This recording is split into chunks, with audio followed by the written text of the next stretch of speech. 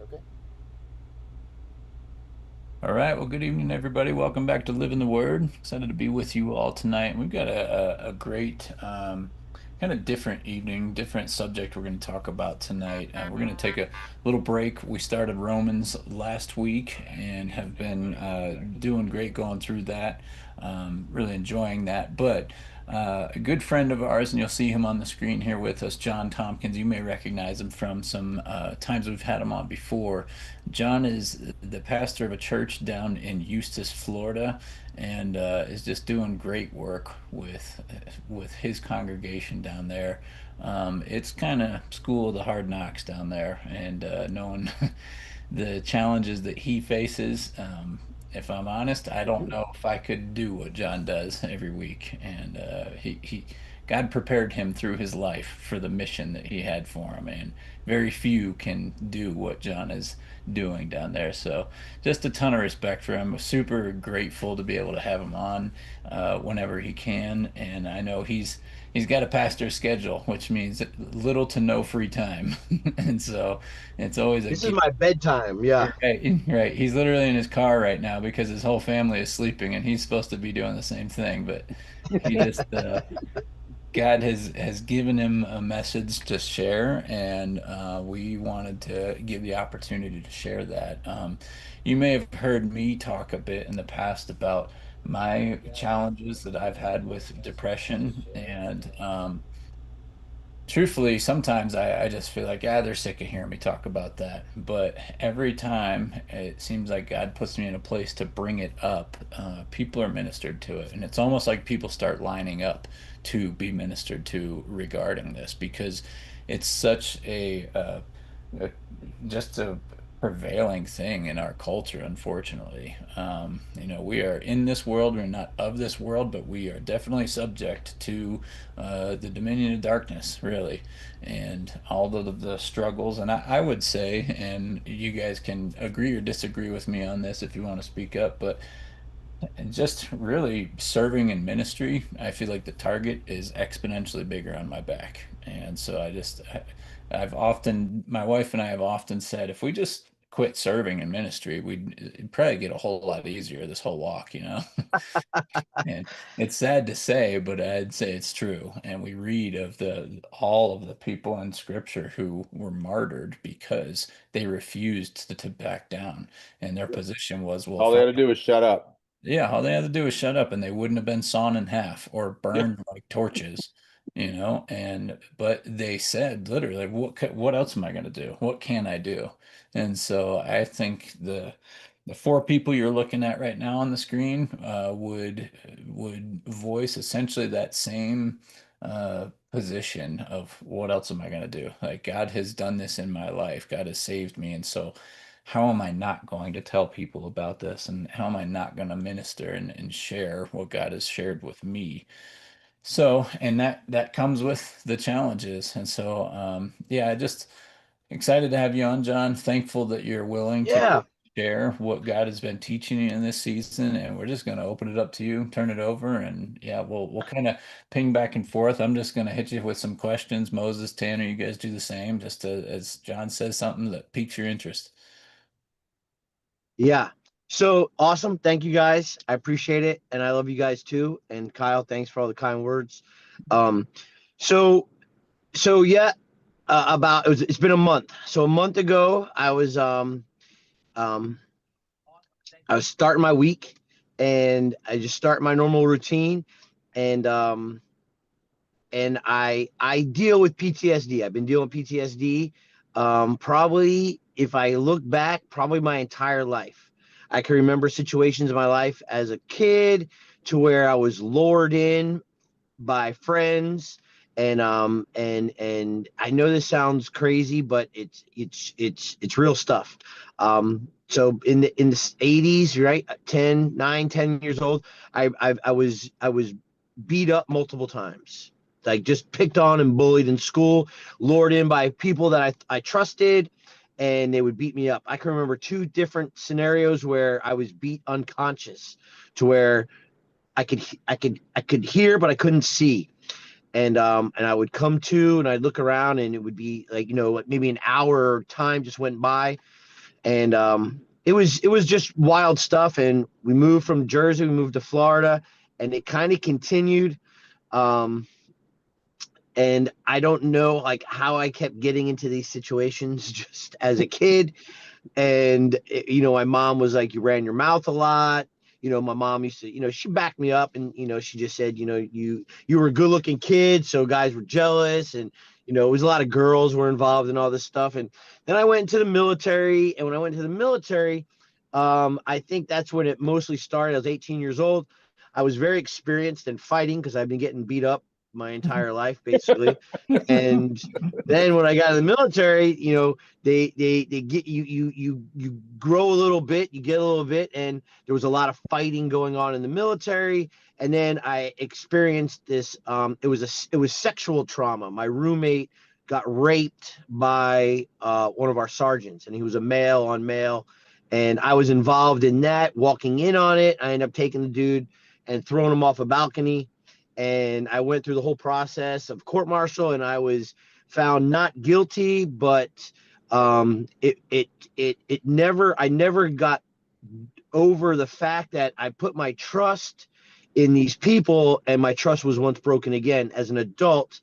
And I really fought off of that, and I used it. I used that as an excuse, like to just go against authority, maybe, and to go against people. I didn't trust anybody in authority figures.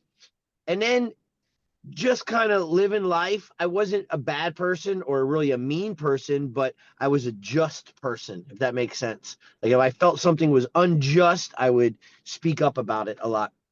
Well, I go through the military, I get out of the military, and I'm struggling.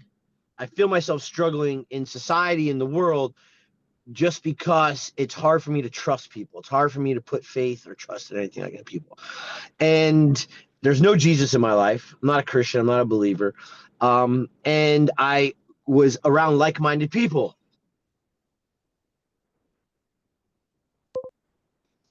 Hello? You're Yeah, good. go ahead. Good. Oh, okay, okay.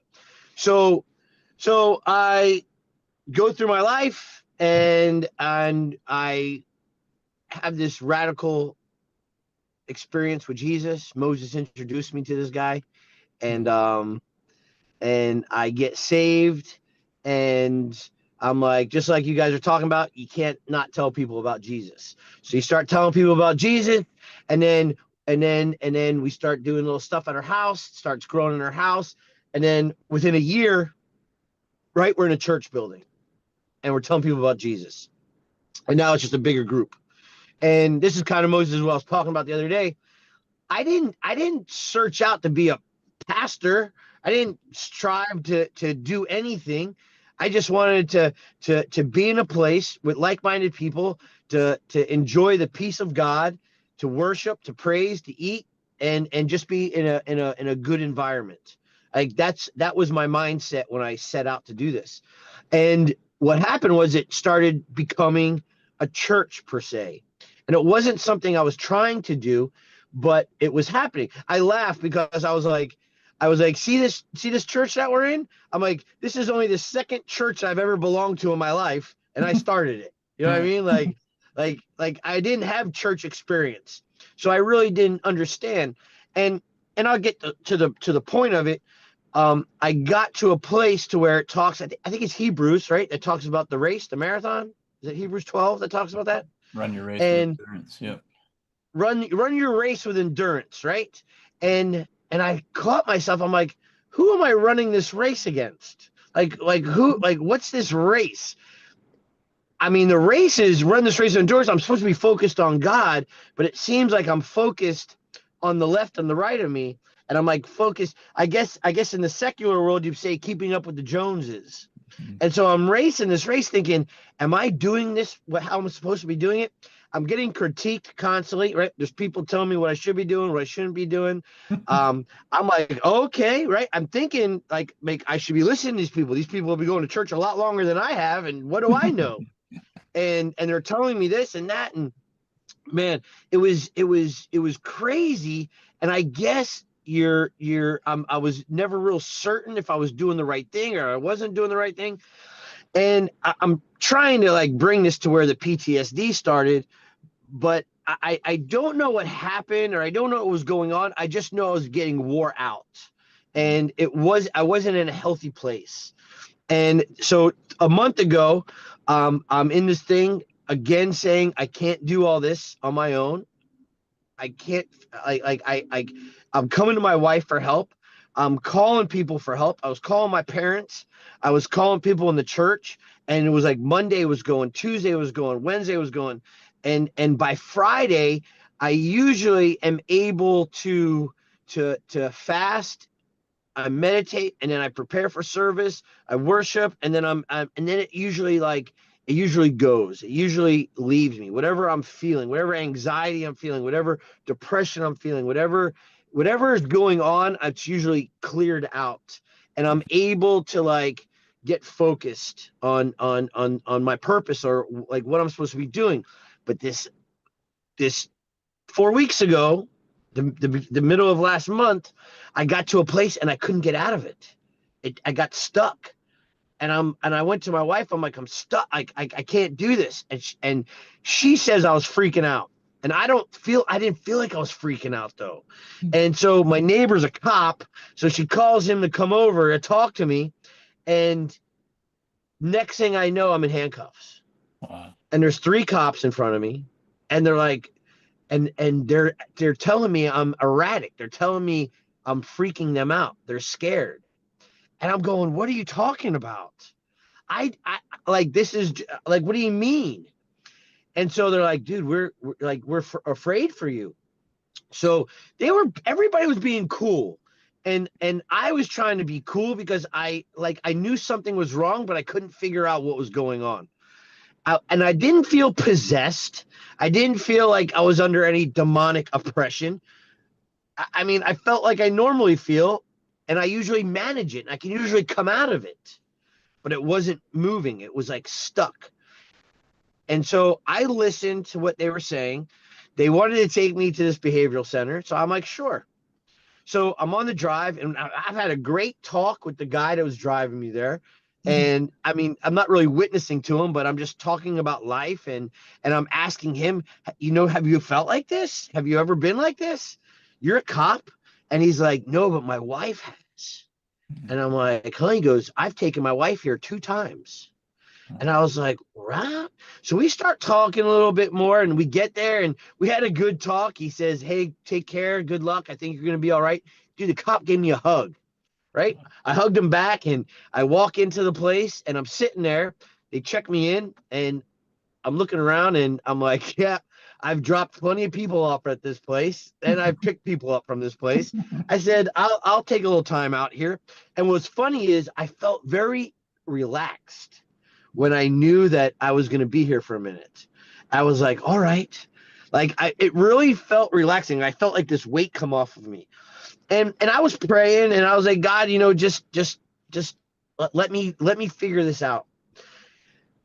As I'm sitting there, I got flush. My arms went numb. I got chest pains. I got blurry vision. I'm like, oh my gosh. My buddy just had a heart attack 2 weeks before, and I asked him, what was it like? And what he told me was exactly what I was going through. And I'm like, man, I hope this isn't just like me making this up. So I walk over to the nurse at the station. I go, listen, I'm not trying to cause a scene, or I'm not like, but I'm getting chest pains. I'm 51 years old. I have chest pains, and I do have high blood pressure. So she's like, all right, sit down. And I sat down. She had the ambulance there within like 2 minutes. Dude, my blood pressure was 200 and something over 200 and something. They're like, no. They did it again. They're like, we're taking you. You're having a stroke. They didn't know what was going on. Wow. So they hooked me up, all this stuff. They get me to the hospital. My blood pressure's not coming down. They sit me there. Long story again, 5 days. I'm in the hospital. They giving me catheters, heart catheters, or heart catheters. They're giving me checking my heart, like the sonograms. Mm-hmm. They're like, your blood pressure is not going down. 5 days. Finally, it started coming down, and I was cool. Like I was chilling. I didn't feel stressed. I didn't feel anxious. I was relaxed. My wife was coming to visit me. Everything was being taken care of. You know what I'm saying? So it wasn't like I was worried about anything, but my heart. So the doctor comes to see me. This funny old doctor goes, "Hey, you got a healthy heart, man, and you're in shape and you look good and everything, but something's killing you. Like you're gonna die if you don't stop." Jeez. And I'm like, man, I was like, I'm in ministry and you know, and I like laughing, and he's like, well, I don't know anything about that, but he's like, something's got to change. So he goes, well, good thing and bad thing is, unfortunately, there's nothing wrong with your heart. The bad thing is, since the cops brought you in here, you got to do 3 days uh, at this behavioral center. He goes, but we're sending you to a nice one. And I'm like, cool. I was like, and I told my family, I was like, I'm cool. I think this will be good. And I'm thinking, I'm like, here, my heart's healthy. Now they're sending me to a behavioral center to figure out why I'm stressing so much. So, you know what I'm saying? Like Yeah. this is I've got to get something out of this. And Yeah. that's how I went there. Well, I walk into this place and all I can think of was, you seen the movie One Flew Over the Cuckoo's Nest? It was like that meets Breakfast Club.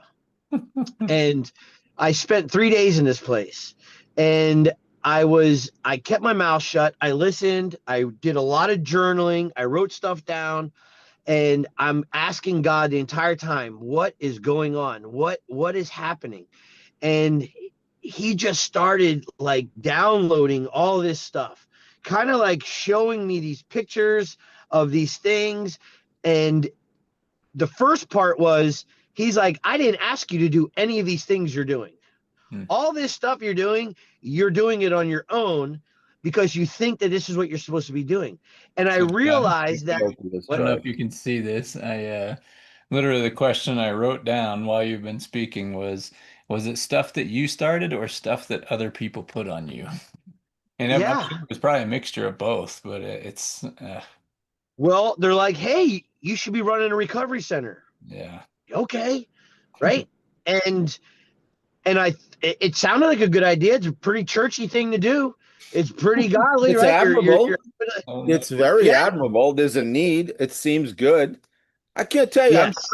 Dude. I've been doing this for 20 years now, and you've been doing it for like 10 years. How you can't count on all your fingers and toes how many people have come to you to tell you what you should be doing. Hmm. It's Yeah. never ending, and you end up doing this Right. stuff over. I mean, I went before I moved here. I looked on the churchstaffing.com, and they list the jobs that are available, right? And you click the pastor, right? And it's biblical qualifications, Timothy and Titus, Mhm. and then your job responsibilities are like this, right? And none of them were in here. Yeah. And you're like, okay, where do I sign? And you just do everything. And then, oh, and by the way, we're not going to pay you much. Nope. Not a living Yeah. salary. It's crazy. Yeah, It's there's And crazy. you don't get any day off. Yeah, you can't take There's no time off, and yeah. and there's don't. no days off. Yeah. Right. And visit One of us the in So the things that one of hospital our and go to the pastors jail and do every funeral and do every wedding and counsel my kid and go pick up the drunk and lead every committee and do every, and it's just like, and then you got a wife and you got kids. They don't even know who you are anymore. Mhm. It's yeah, crazy. And you felt it. One of the I, things that I, one of our pastors here says that it's stuck with me so well. He says it's exhausting doing all the things that God never asked you to do. Yeah. yeah. Yeah. And this was my logic. I go, why am I doing this? And I know this is gonna sound silly, and I'm being just transparent with stuff. I really felt like God has blessed me in my life, right? He's blessed me with, I mean, beyond my imagination. He's taken me from a place where I was a mess, and he's put me in this place. He's brought me here, and I mean, I've been obedient. I feel to him to get to where I am, right? I've had to listen to him and follow his instructions to Mhm. get here. So I'm listening to him. I'm doing what he's asking me to do. So I feel that if I don't continue to do these things, he's going to take the blessings from me. Mm. And I know that's a lie from hell. Do you know what I'm Mhm. saying? Like it's like it's almost like I it hasn't triggered in my secular mind that because I gave my life to him, because I've surrendered to him one time, that he's got me. Yeah. Does that make sense? I Mhm. feel like I've got to keep doing stuff for him to keep a hold of me. Yeah. And that kind of, I was telling Moses, I've been running a spiritual race. I've been fighting a spiritual battle in the flesh. Yeah. And I haven't even realized I've been doing it in the flesh, because I feel that I've been doing it for God, and it's all churchy things. It's all ministry stuff. And I feel that I've got to a place to where I just got to work harder, strive harder, and those blessings will continue to come, where it's almost the opposite, where I need to stop the physical striving and just trust him and sit in his rest and sit in his peace, because he's the one that's really doing the work through us, through me. So the balance of me feeling that I've got to push and go forward and keep going, and on top of people failing, people not following, people going back to their old life, me going, well, I've got to go harder now because I must be doing something wrong for people to keep leaving your church, or people to go back to drugs, or people not following the program, right? And I'm just, I got to a place, and I think God really just me to say, you're going in the wrong direction really fast. You've got to stop. Mm-hmm. And so when I got to stop, I really just kind of got to just analyze the last 10 years, 12 years, and just really focus on stuff. And I noticed that my offense, right? My offense is probably my biggest issue, me being offended. And I'm sure you guys can remember times where I responded and reacted to offense, where I felt you offended me and I got very defensive, offensive. I remember, Kyle, a situation with the Bible study. I got all offended because you did a Bible study and you're like, dude, chill out. And I was like, blah, blah, blah, blah.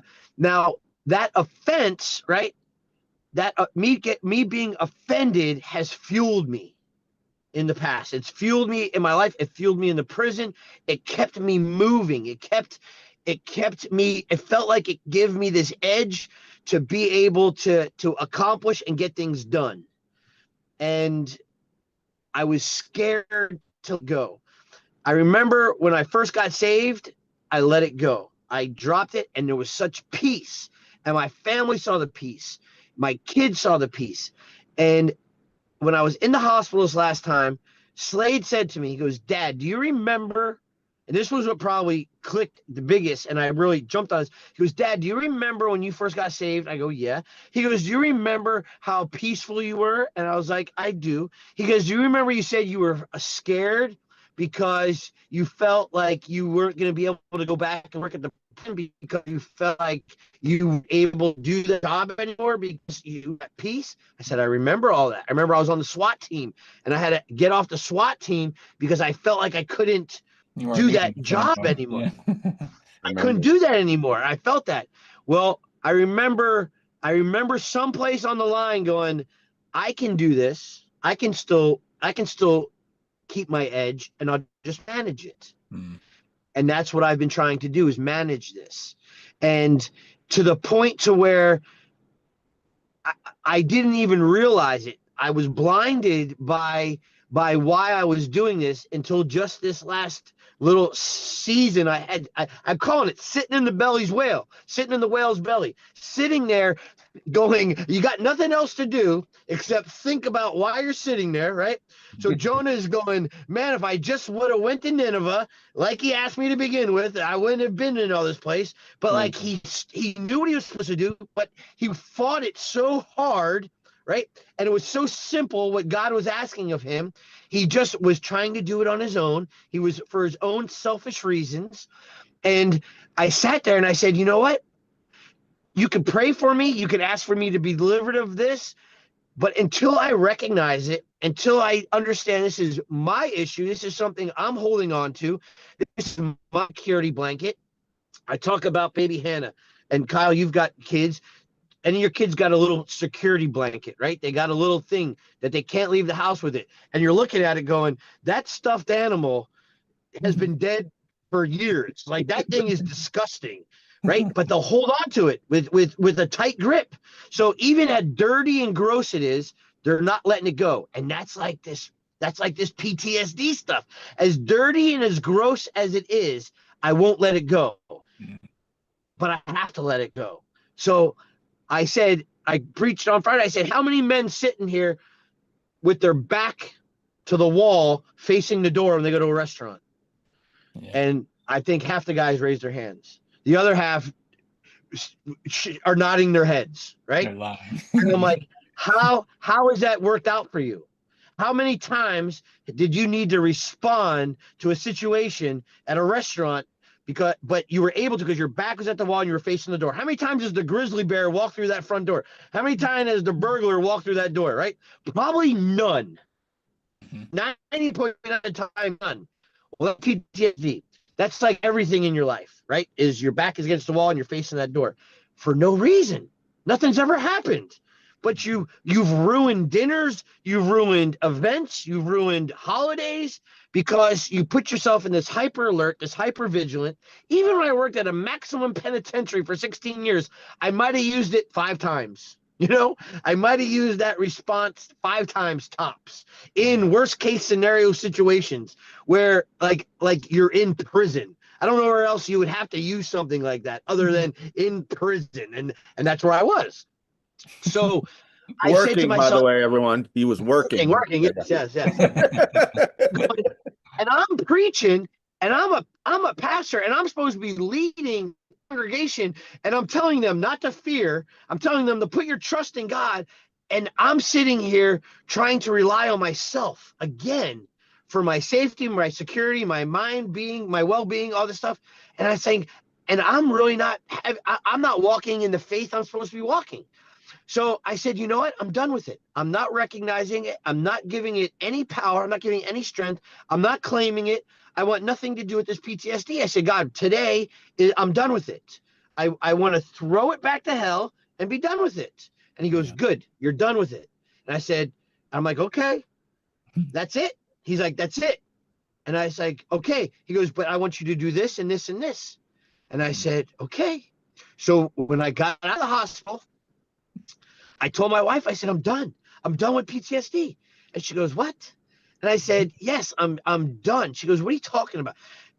I said, people can pray for me all they want. People can pray for you all you want. But if you don't want to get rid of something, it's going anywhere. If you don't want to get rid of addiction, it's not going anywhere. It might go away, right, in that church service, but as soon as you walk out that church door, if you pick it back up again, it's yours again to have. Yeah. And I said, I don't want it. And I'm like intentionally looking at it. I could see it in my head. I said, I don't want it. I want nothing to do. I want nothing to do with you. I don't want that buzz. I don't want that high. And I'm telling you, the first 3-4 days, it was scary because I didn't know if I was able to do anything. I didn't know if I was able to ride my motorcycle. I didn't know if I was able to go to the gym. Like, I'm being serious. I didn't know if I was able to be a man that I was supposed to be. I didn't know if I was able to be a father. So this whole week, I was like freaking out. And I was like, you know what? Everything's fine. Everything's normal. Like everything's going good. So it was my wife's 50th birthday, and I was like, I have to do this. So I surprised her with renewing our vows. And I had her whole family there, and I said, listen, I said, for the past 12 years of this marriage, the past 12 years of my walk with Christ, I said, I have not been the man I'm supposed to be. I said, like, I've been living with this PTSD, and I've been using it as a crutch and an excuse for everything, and it's garbage. It's straight from hell. I said, I'm done with it. I apologize for everybody in here that I've offended. I've apologized for everybody I've been upset with. I've been overboard with. I said, I apologize. I'm sorry. And I hope you can forgive me. And I looked at my wife and I said, I apologize to you for not being the husband I'm supposed to be. I said, we got married 12 years ago and we haven't stopped ministry. We haven't stopped. All I've been doing is adding more stuff to our plate and adding more, thinking that this is what we're supposed to be doing because I've been blessed with a beautiful wife and a family and a kid and a house and a car and a job and a mission. Everything I don't deserve, right? I feel like that I'm having to work and strive for it and stay on top. And that was a lie from hell. Yeah. Like God gave it to me the day I said, I'm done with living my life this way. Lord, I want to serve you. Lord, I want to follow you. That's all it took. That's all I needed to do. I wasn't supposed to do anything else. Everything else comes with that. The grace comes with it. You know what I'm saying? You can't earn it. And that I thought I was trying to do. Again, I thought I was running the spiritual battle, running the spiritual race in the physical. I was, you know, I like he's teaching me and I'm learning, and it sucks that you got to learn this way, but I'm glad that people had grace and mercy for me through this, and I didn't lose everything. I mean, he just works out things perfectly. I had to sit my kids down, each one, and tell them I love you, and I'm sorry. Like I'm so sorry for what I've done and how I've treated you. I said, but you know, it's been 12 years, but we still have a lot of years ahead to make up for this. And bro, they were all receptive. They were all willing. They were all, I mean, it's like, it's only been a month and I'm still nervous because it's still new and I'm still checking myself. I still feel like situations where I become vulnerable and like I get very nervous, Mm-hmm. but nothing's happened. You know what I'm Yeah. saying? Like I'm being vulnerable and there's been nothing bad has happened. And I'm like, wow. I'm like thinking back of everything I've destroyed and torn apart and ruined because I'm gonna get you before you get me mentality. Yeah. And man, it just ministry, everything just seems to like be making more sense now. Um, Well, even man, even I wonder. I mean, because I've just in these past few days, I've kind of felt myself in that place, and it's weird, man, because I struggled with depression specifically for about 15 years straight, at least that I know of, probably even longer than that. Um, and I really got free of that for about a year. I felt like I had really like defeated it and been gone and done with it. And just probably in the past 3 months, I feel like I've kind of drifted back into that, and I can't quite put my finger on it. And so I guess and I everything that you're saying makes sense. It's like I'm trying to uphold all these things that I didn't do to begin with, and trying to continue maintaining the things that I didn't earn to begin with. And I I just wonder, I guess for you, the question is, how do you stay there? How do you stay in that place where you don't creep back into relying on that Who old? knows? It's only been a month. I it's know, only been a month. I That's Talk know. to him that 6 months from now. We'll see what happened. Well, and How did you like you do and I it? have said a couple times, Moses, like same thing with money. It's like, how do we get to the place? How do we get to this place without it having to come by some major rock bottom experience? I don't know. It seems like no matter how hard we preach it, either to ourselves or to the people sitting there listening to us, no I don't matter get it. how hard and emphatically and truth supported we preach it, it doesn't seem so far like many people get there without having some major rock bottom, near death essentially experience. Well, you say that, but when I gave this message the other day, dude, just like so many people came up and was like, I'm dealing with the same thing. I'm dealing with the same thing. I'm dealing with the same thing. I think, we look at physical healing and physical ailments as more evidence of God's working when he heals someone's um, legs longer than the other or heals somebody's hurt shoulder. Like they see that, man, I would rather have a battered body. Mhm. I'd rather lose a leg than to deal with depression and PTSD, Yeah. mental health. And I don't think it's addressed enough. I really think it's 100% demonic.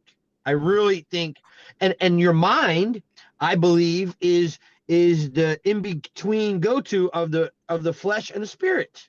It all Mhm. begins in your mind, and it says, take every thought captive. So that was something that I've had to do is just slow down Mhm. with my thinking, my responses. Today, I had an experience at Lowe's where I was supposed to have a delivery done. It was $1,000 delivery job. was supposed to be there. I have workers on the ground getting ready to put the stuff together, and it's an hour past delivery drop off. I call Lowe's. The lady hung up on me. She says, "We're too busy," and hung up. I drove to Lowe's, and I said, "This is it, John." I said, "What are you going to do?" I know I'm right. They're wrong. I can justify it. I'm highly offended. I have every reason to be offended. I walked in there, and bro, I'm telling you, I started laughing because it was gone. It was gone. I know when it's like. I know when I'm there, and it says I feel it in my chest, and it was gone. I walked up to the lady. I said, "Hi." I said, "I just wanted to ask a question." I said, "I guess something happened on the phone." And I spoke normal. Bro, when I left that place, the dude sitting there gave me his card. He's like, "Give me a call sometime, man. We can hang out." I'm like, oh my gosh. The response was night and day from how I used to react. But I knew this is a situation that triggers me. I knew that I think it's also about being meek, like meekness. The Beatitudes, I'm going back through it again. If I can preach one message, one sermon, it would be the Sermon on the Mount. And I told the other day, I said, he talks about being poor in spirit before he says laying hands on people.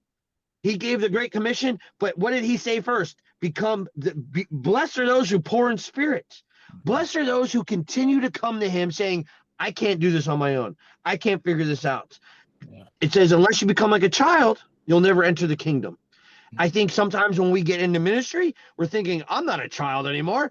How can I be a child? I've got a church. I've got a ministry. I'm leading people. I'm not a child anymore." And we get in that mindset. I'm not saying this is with you with depression, but I think that depression is the result of trying to do things in the flesh. Yep. And it's not working out how you want to work it, or you're feeling that it's not the perfection, and he's not asking for that. So your physical mind is saying, "I could have done better." And God's going, "Man, you couldn't have done any better."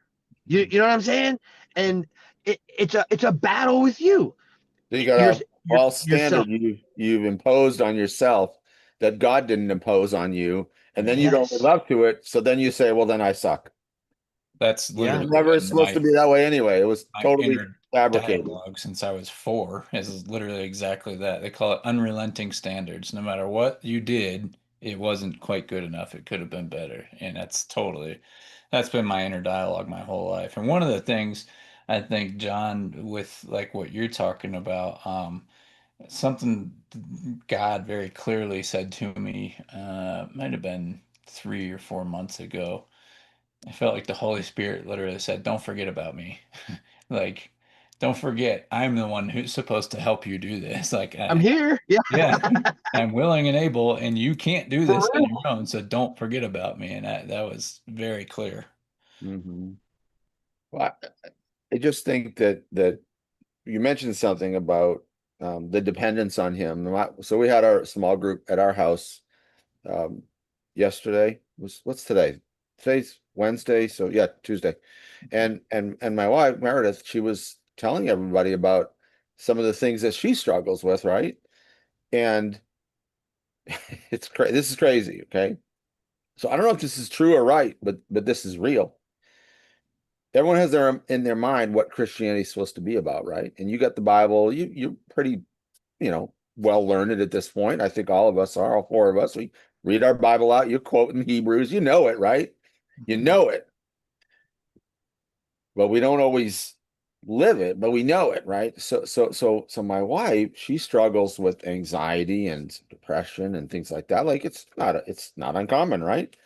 And she wants to get delivered. We want to be healed, right? Everyone's talking about healing in the church. Yeah. Heal. I want to be healed. Yeah. I want to be healed. It's God's will to be healed, to be healed, to be healed, right?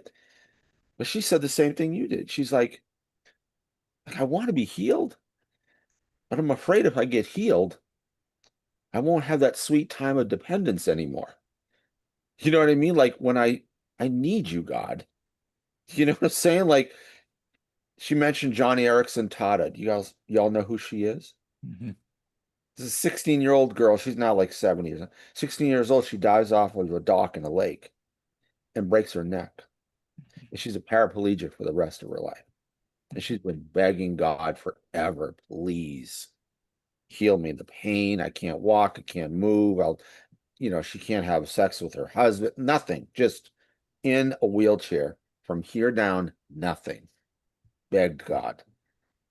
She said that at this point in her life, she would not trade her paralysis for anything because Wow. the deeper healing that God has done in her heart because of the paralysis, she said, I wouldn't trade it for anything. So I'm even trying to deal with that lately too, with this thing in my face, and like I'm going to this facial nerve specialist tomorrow. Of course I want it to go away, sucks. I'm drinking coffee over here. This was it this morning, and I'm, dribbling, it's all over my shirt, it sucks. It does. Mhm. But I'm almost to the point now where I don't know if I want it to go away because I read in his word that in my weakness is when God is strong. My power, he says, take away my thorn. And he goes, no, my grace is sufficient. My power works best in your weakness. And I feel like Yeah. since I've lost this and I've lost my ability to be a really good communicator, then maybe now finally God can use me because now I'm a deformed mess. I feel insecure. I'm drooling, my kids look at me like I'm creepy. Like maybe it's better. You know what I mean? Like a man who's like this, who can still somehow have joy. That's a great witness. Um, Yeah. so I don't know. I don't. So I hear you. Like the sweet time of dependence.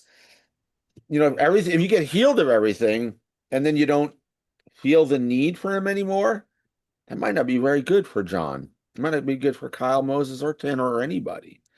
So I think it's that deeper healing that you're receiving that's probably more important than, like you said, like the leg, the arm, the vision, the wheelchair thing. Those are great, but the God's always been after the heart. He's not after someone's leg. Mhm. Yeah. Yeah, and I guess I would agree with you too, though, John, that I would gladly trade a severed limb for mental health, you know. The Yeah. and Moses, I know we've talked about that a bit, where it's like, man, things on the outside seem good, and circumstance, like God has absolutely blessed me and our family and whatnot, and circumstances are great, but internally, it's like I would give all those circumstances for mental health and Moment of peace and freedom. joy. Yeah, totally. Yeah. The other thing So, too, that I think is important is that to mention is that, feeding this inner monster that we all have. Our monster is different. John, you had your own, but this feeding this monster is this lump onto you, these things that you don't need to do. But we feel like we are supposed to because culture that we live in says that we're supposed to, and the job description for the pastor that's in here is way different than the job description that most pastors are living out. And it's crushing them. And here's this, still fairly young, in good health, everything's great, just completely falling apart under the weight of doing all these good things. It's not like you're out Yeah. there smoking crack, you know, you're trying to help people not smoke crack. You're going to the gym, you're eating healthy, everything's great, and you're just dying because you're just running full tilt all day long, no rest. I've been begging you to rest for a long time, but it's like I understand. I felt the same way. Like I feel like I'm doing all the stuff that I was never. I felt like I was an operations manager rather than a pastor. God told me, like He told I would assume, just like most pastors, probably including you, like this need to just tell people, right? So I felt like God said, "Tell people about me. Use that book." That was the thing that I heard back 20 years ago. Right. Instead of doing that, I started a church. Right. Right. It seems logical though, right? There's nothing wrong with that. Churches Right. are good, mhm, right? But he never said start a church. He mhm, said Right. tell people about me. And That's you don't it. need to be an established 501c3 to do that. You mhm, just open No. your mouth and tell your buddy. yeah, So to be a salt and the light. Just live this thing out, right? Go make That's this it. that's what he wants you to do. So and then as the leader, your job is to equip people to go do it, but instead you're doing it. And you told me you felt like this need to live up to, to the standards, to other people's opinions and what they thought. And then the thing with me, and you're trying to be thankful enough, and I got to keep up. And it's like, no, dude, no, you owe nobody anything except him. Yeah. Yeah. That's Yeah. it. That's it. Just do what he tells you. And to what does he want? Just time with you. Well, above all things, he just wants you. Yep. That's it. That's it. That's it. You know? Yeah, That's it. just That's why you. Hang out with me. you. Like Kyle said, don't forget me. Yeah. Maybe get so busy doing stuff for Jesus, we stopped hanging out with him. Yeah. I'm like that too. So when I came here, I told everyone in this thing when we kind of got started, I was like, listen, I'm not doing nothing. I'm not doing anything. I'm gonna read this, I'm gonna study it, and I'm gonna preach it. And that's the only thing I'm gonna do. And don't tell me to do anything else. You didn't hire me, you can't fire me, you don't pay me, so you don't slave me. I do whatever I want. And that's it, because I That's think it. this book says to teach that Peter, do you love me? Yes. Then feed my sheep. And that's what I do. And that's it. Beat him. That's it. Healthy. It's healthy. I've been saying no to this last month. Isn't it nice? And I was like, oh my gosh. And your church didn't close? Did I tell you the 2 days after I got out of the hospital, I got a phone call from a guy that I kicked out 2 years ago of the program. And I said some very harsh things to him, but I said, I need you to be gone. Like, don't even turn around and come back. Look that way and go. I said, I've done this too many times with you. You've done me too many times dirty. I've enabled you to continue this. I said, you need to go. He's like, all right. And he left. 2 years. I haven't seen him, talk to him. 2 days, 3 days after I get out of the hospital, I get a call from the jail. I answer it. Hey, John, it's so-and-so. I'm so sorry for what I did. Blah, blah, blah, blah, blah. Can you bail me out of jail? I got the money. Just vouch for me. I was like, dang it. I was like, all right, I'll vouch for you. I'll do it for you. I said, he goes, I love you, blah, blah. I said, man, I love you too. I'm sorry, blah, blah. We had a little moment on the phone. My buddy, I hang up the phone. My buddy goes, what are you doing? You just said you weren't going to do this anymore. I said, nope, just this guy right here. 2 minutes later, the Bail. the bondsman calls me and says, you're not responsible for 500, you're responsible for 5,000. I said, no, I can't do it. I said, I can't do it. I said, tell him I can't do it. She calls me back an hour later. He'll wear an ankle monitor and he'll give you the title to his boat and to his van, like sweetening the deal. And I'm like, I can't do it. I said, tell him to call me. So he calls me. I said to the guy's name, I said, listen, I love you. I forgive you, but I can't do this, dude. I can't do this. I said, even though you said all these things, I have to say, no, I can't do this until your stuff's done with. That $5,000 is going to weigh on me every night and every morning.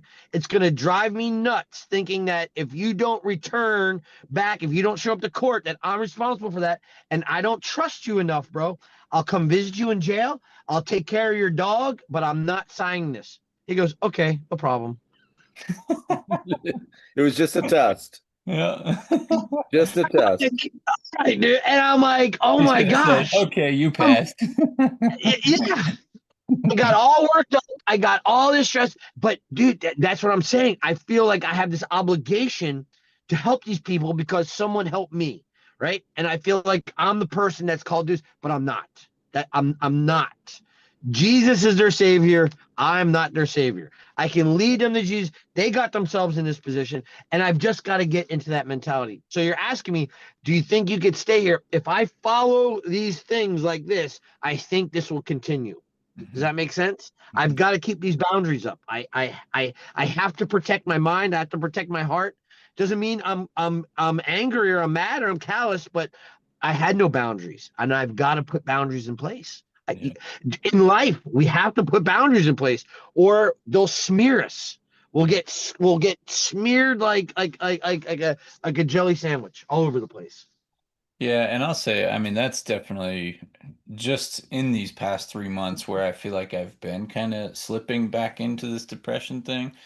as I've been praying and asking God, like, what's going on here and what's the solution to this, I have felt like he's been saying, like, you've backed down on those boundaries and you've backed down on really taking captive those thoughts. And because that was honestly the number one thing that he revealed to me was that I was addicted to that feeling of sadness. And I mean, just like a guy can be addicted to porn and get a craving for that all of a sudden, in that moment, you got a decision. Am I going to deny my flesh or am I going to go for it? And man, Right. it is exactly the same. It's like, but it just it comes so subtly and so smoothly naturally. It just feels like, oh, these are just normal thoughts, and so it's not abrupt, you know. And so it's so easy to just slip into it and let those thoughts slip into your mind and just diminish everything. You asked I me it's about. it. Go ahead. No, go ahead, Moses. No. Well, I was just going to say that you asked about the thing with Big Mike, and do we have to get to a catastrophic event to actually learn these things? Mhm. This is just my opinion. I don't think so. I think Mhm. there's no substitute for your own experience. I think that is awesome. Like it's incredible. Like this is something you had to live it out, right? So I think there's no substitute for that. But I think also our obligation, once God's comforted us. You read there in like Second Corinthians about that we're supposed to comfort others with the comfort that God's comforted us. And so there is a sense that you can teach people these experiences, and your witness and your testimony can help them, overcome Yes. the Amen. enemy, like there is that. But I think that we have to remember that's not always going to take. If you get a room at one fire on Friday night, you tell your story to those 150 people, whatever. I don't know how many people there are, 150 people that are there. You know, you might get two or three that really have a lasting impact with that story that actually helps them be delivered from it. The others might need to be touched a few more times. They might need to go rock bottom. I mean, I don't know, but I think our obligation is to obviously teach those things, that our experiences, and let them know and share the scriptures and lead them into a relationship and compel them to be proactive in those things. I think it's important to have accountability people in your life. If you know you're struggling with depression, you know you struggle with offense, you got to have people who are going to come up, buddies that come up to you and say, "Bro, chill. I see what Mhm. you're doing, like you're slipping," and you got to be able to let them do it. I mean, the four of us, I, I, I mean, I know we could. Like our relationship is that strong that anyone on this screen could call me and say, "Hey, what's up?" and tell me off, and I'd receive it. Like we're cool. You got to have that. So I think those are important things for people, But yeah, they might need to go to the bottom. They might need to go to the belly of the whale, and that's okay. It sucks, but I think it was Pastor James that said it a couple weeks ago when I was there. There's a time when you just say, "I hate how I got here, but I love where I am," Mhm. and that's cool. I'm sure those words could probably easily come out of you right now, John. I Yeah. hate how I got here, but I love where I am. Like no one wants to spend a weekend at the at the facility, but Yeah. And a lot of people would be ashamed or embarrassed. yeah. And I'm like, man, it is what it is. You know what I'm saying? Like who I have to be ashamed and embarrassed of? If you don't, Yeah. if you don't like it, I mean, there's nothing I can tell you. I can't. It Yeah. is what it is. See, and it's funny I mean, because Well, one of my pastors friends are just said to people. me the other day that Satan, what he does is he lures you into something and then he condemns you for giving into the thing that he lured you into. And so it's like he lures us into as pastors just taking on all this stuff to where we just burn out and burn down and then would just say, ah, you loser, you ended up in the facility, how could you do that? It's like Yeah. you Where's brought your me here. Jesus now, bro? I thought he Right. was powerful. He Yeah. is. I'm an yeah, idiot. You know what I mean? Yeah. I mean, I have to admit that all the time. He is. He's awesome. I'm stupid. I mean, I do stupid stuff. He doesn't. Yeah. So, yeah, yeah. so you got to learn to It's say it was no. what's that? I know you have only a few minutes, but I would love if you would. So it's hard for people to tell because of the video Mhm. of you being in your car, but you don't look like the normal dude. You Mhm. know, you got dreads and you're covered in ink and you wear tank tops and work boots and all bandanas. Hats on the knuckles. It's not, you're not the Baptist kid with his golf shirt and Oxford pants, not judging that guy, but you're not the normal. So I know people have really given you a bunch of grief for that, and you were looking for it, like you admit. So that was Uh-huh. your offense high. But at the end of the day, though, there is a lot of people in this world that are looking at a guy like you and saying, well, he can't be a pastor. He can't be a right Right. dude. He must be doing it wrong. And all that is being lumped onto you as you're just trying to do what is right. And could you maybe speak about how that impacted your life? Because a lot of people are different and they feel like this is like cookie cutter to be a Christian. And I would say Right. you're the perfect example that it doesn't have to be. It, it, it it doesn't have to be, and also at the same time, like I did break that. So that was one of the things. That was another thing that God asked me to do. That I feel was, John. I've given you freedom to do these things. It doesn't mean you have to do them to the extreme that you do them. Mhm. So I did. I cut my hair. Mhm. I shaved my goatee down. I shaved my beard, and I'm just a simple haircut. I don't have to say anything. Every place I've been so far, people have been, wow, you look amazing. This is the best I've ever seen you. And just that alone. And these are just people that don't really know me, going into the 7-Eleven, just going into Lowe's, going into the gym, people where people see me all the time. When they see this, it's almost it's the response is is inviting. It's almost different. And again, I'm not setting this offensive thing off to people anymore. I'm not saying I'm changing how I look. I still look like that, but I've toned it down a little bit. And even the response to that has been more peaceful. So it's Mhm. like, I think that and I think that I've taken to that place what you said. Well, John, you don't look the cookie cutter Christian, and I even went as far as I could with that, pushing the limits with that, saying that yes, I already know I look like this, but I made it even more extreme to get a more response out of it. Mhm. And God said, stop all that. Like, just you already tattooed your entire body. It's not going anywhere. So you don't have to add anything else. You don't have to be grumpy and angry, mean mug, and this and that. So I just really went through this whole like you're not in the prison anymore, John. You're not in this place where you have to keep people like fight and war these people off.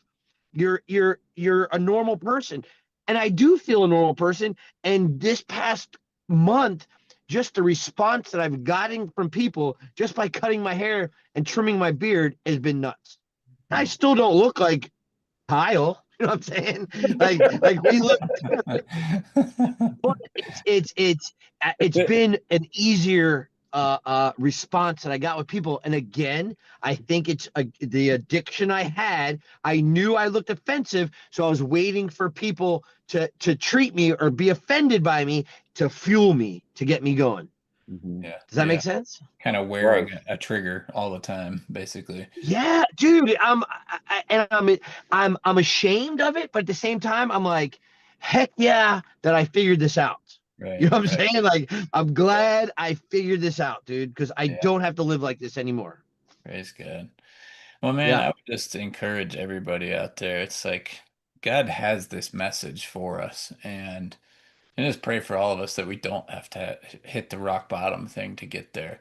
And you know what? I think a lot of our society is congruent with pretty much everything you've said tonight of a pastor, but the same of a dad and a mom and a teacher and a CEO. It's like we just take on so much stuff. And it's whether it's keeping up with the Joneses or whether it's if it's keeping up with your own unrelenting standards or keeping up with the carrot that Satan's constantly dangling in front of you, like that is probably the biggest contributing factor to why mental health is struggling with mental health is so rampant in our culture. I know that's the case for me, for sure. It's the unrelenting standards. And I feel like God has, like, I just keep thinking, be still and know that I am God. Like, Amen. be That's still. it. It's like, okay, I'll be still after I do this and this and this and this and this, and then I'll give you like 6 minutes of still. Man, And it's hard Yeah. to be still. It's so and hard. in that, I'm going to be thinking about all the things that I'm going to do after I'm still. And it's like, man, no wonder we're all burnt out and burning down. It's like, I don't know. So I would say just everybody out there, man, God's got a message of peace for you. He's got a message of rest and comfort and ease for you. And yeah, I mean, our pastor, Steve, he always says life is malevolent. Like life is hard. It's Satan came in here and wrecked the place. And so we still live in that place where we're gonna fight against flat tires and late deliveries and things going wrong. But if it all depends on what condition we're in when we meet those circumstances. That's it. Are That's you it. rested? Are you still enough to meet that circumstance with peace? And I've got almost the exact same circumstance, John, but this one was with Home Depot and they screwed up a $15,000 order. And I just literally while walking into the store, there was both angels on the shoulder. One saying, "Let her have it, man. She deserves it, and you're gonna just rip into her." And the other one was saying, "Nope, just have grace." And man, I gave her grace, and you know what? Those people at the pro desk have become like some of my best friends, and That's it. For yeah, real. it's just ridiculous. So I don't know. I don't say that to brag on me. It's just that day I was in the right place, I No. guess mentally. So yeah, guys, God's got peace for you. He says, "My burden is easy, my yoke is light."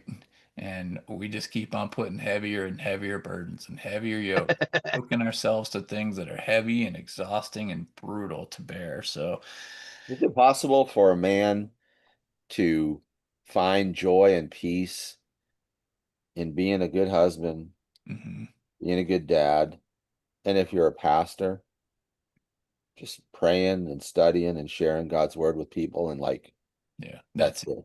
And Yeah, like that's That's your it. life. You just do that, yeah, right? Just hang out with hang out with God, hang mhm, out with mama, hang out with your kids, preach the word of God to the people that God puts into your life, and be content with that. Like as if that's not good enough. But right. it's unfortunately in our world, it's just not. Our culture is pushing more and more and more and more. More employees, more buildings, more campuses, more money, more instead of just chill. Yeah, yeah, Just, just think yeah, about what you have right now, John. Like you're this crazy guy, just like a couple of years ago. And now you're saved. You got a lovely wife, you got great kids, you got a nice house, and every week you get to stand up in front. Think about this. I still can't believe it. John Tompkins gets to stand out in front of 150 people and share the Bible. Who Yeah. gets to do that? Yeah. That's insane. It used to drive me crazy though that I didn't have thousands. And every Sunday I get up in our little church here in town, and and between our two services, we probably have 50 people. Right? I get to share the Bible with 50 precious souls. Isn't that awesome? It's God's got you exactly where he wants you. That's so it. awesome. It's yeah, That's it. awesome. But you And start be looking on happy. social media, you start looking at these things, this, and you think this is what I'm supposed to be doing. I'm supposed to be That's this. how I need that. that was my biggest mistake. I was looking when I first got started, like everybody else. I'm looking at James Yeah. McConnell. I'm looking at Mark Driscoll. I'm looking at Stephen Furtick, and they can do it. I can do it, man. I got this, right? And so that's success, yeah. right? Instead of just having a nice little church, we got to go. Philip Brown ripped me a new one. I was talking about this new thing here. And he says, you had it there and you ruined it. Mm. Man, it ripped my heart out Mhm. because you had that here. and you ruined it because I always was looking for more. I never Yeah. just loved Kyle, John, Mark, Philip. I didn't love you. I loved leveraging you to get more people. That's I almost cussed right here online. That's terrible. You know what I mean? Instead of caring for the flock that God has entrusted to me, my wife Right. Right. and the little group of people that I had, I was always trying to leverage you to get more people. That's horrible. More. That's the more mentality. And we got to get But out. you were doing that out of a good place in your heart. You just wanted to save the Exactly. world. Exactly. That's it. But scripturally, he says, care Right. for the flock that God's entrusted to you. That's your Yes. job. Yeah. Not worrying about the people that aren't here. Yeah. Worry about the people that are here and equip Amen. them, love them, and they'll go do it. Don't be worried about the seat that's empty. Every week I did it. I'd come home and complain about who wasn't there. Instead of going, hey, Kyle was there, John was there, Harry was there. Man, it was great. Yeah. Love those guys. Nope. Where was this guy? Where was that guy? Why isn't he here? Why don't you invite your friends? That's terrible. That's why I was miserable and uneasy all the time. Yeah. But now I don't care about that stuff anymore. Now I'm more at peace. That's it. Awesome. That's good. Well, guys, we better wrap it up for the Yeah, evening. we could talk But all night. I know we could for I sure, know. but I don't want to go before I address the fact that Trip in the comments, he said, my father died 3 months ago, and this depression is so much different and heavier than it's been since I was a kid. And Moses, I think of the three of us, probably you've been the closest and gotten to spend the most time with Trip. And so, You remember Trip, John? Yeah. Yeah, with the Revolution chat. Revolution. Yeah. Yeah, Yeah. Yeah. Yeah. man. Love you, dude. He's yeah, an awesome man. We're gonna have him on here one day just to have him on and talk to him. He's an awesome guy. Love him. yep, But absolutely. well, Lord, I thank you so much for this time to be able to do this. It's a privilege to be able to do this. It's easy, it's simple, it's peaceful. Yeah. It's real. We get to just be us. It's kind of cool. No standards. Hmm. It's just good. And so I thank you so much for the freedom that this kind of a platform allows for us to just be able to do that which we love, which is hanging out with you, talking about your word, talking to each other, hanging out with one another, and just encouraging each other. And it's awesome. So I thank you so much for this time and for this all the time, every week. Hmm. And I would, Father, I I love Trip. Trip, I love you, man. And I know that the Lord loves you too, and we Hmm. all do. And I know all three of us here, Kyle and myself and John. Tanner doesn't know you, but the three of us, when we think about you, it causes us to smile. Hmm. You've been a great encouragement and a great friend Hmm. to us through the years. And so we look back at our time with you at our church with joy. It was good. And I'm glad, Lord, that you've brought him back into our life in this way so we could be with him at least online. Hmm. Lord, there's no cookie cutters to the Christian walk, and I understand that. We're all going through different things and different seasons in different ways, and right now our brother Trip's going through something that's different. It's foreign to him. Hmm. More so than ever, he needs the power and the comfort of your Holy Spirit to really bring a peace back to his life Hmm. as he's endeavoring to lead his wife and his children and his business. It's hard, God. And like Kyle reminded us earlier, and it's so true that your yoke is easy, your burden is light. And Lord, I would ask, Lord, that you would yoke up with Trip in a special way right now and help him carry the load that he feels on his shoulders and relieve that. Do Hmm. the heavy lifting in his life, Lord. Yeah. Comfort that man. Help him to lead the flock that's been entrusted to him and to focus on that. So grant him peace. Yeah. Lord, I thank you so much for my brother John and his willingness to be transparent and open, to Hmm. take the time out of his evening to wake up and get online and share this story.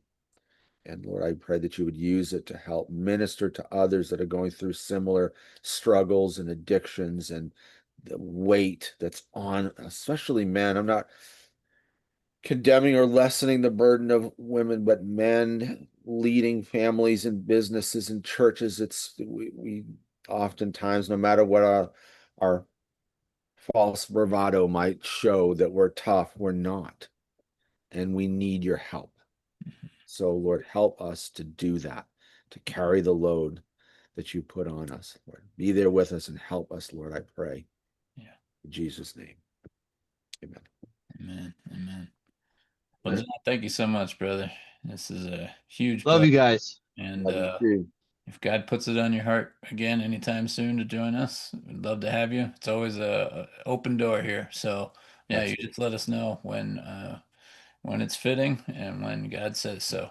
And Awesome. love to have Thank you. you very Only, much.